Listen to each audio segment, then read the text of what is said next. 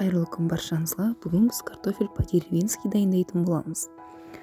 Рецептім ұнап жатса, подписки бөліміне өтіп подписка жасап лайк қоюды ұмытпаңыздар.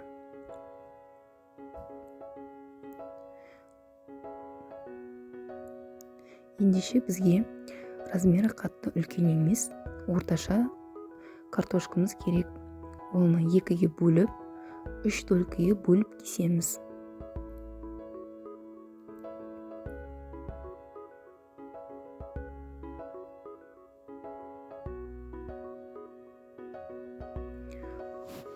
Ендеше маринадымызды дайындайтын боламыз. Ол үшін бізге чесногымызды өткіштен өткізіп, қызыл бұрышымызды сеуіп, қара бұрышымызды сеуіп,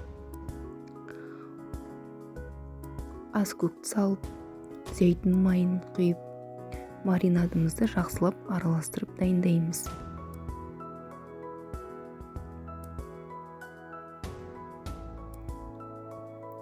Дайын болған маринадымызды кесілген картошкамызға құйып, жақсылап қолымызбен араластырамыз.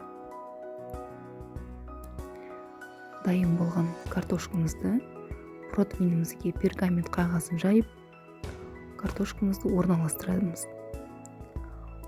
Орналастырған картошкамызды 180 градус пешке салып пісіріп аламыз 10 минутқа.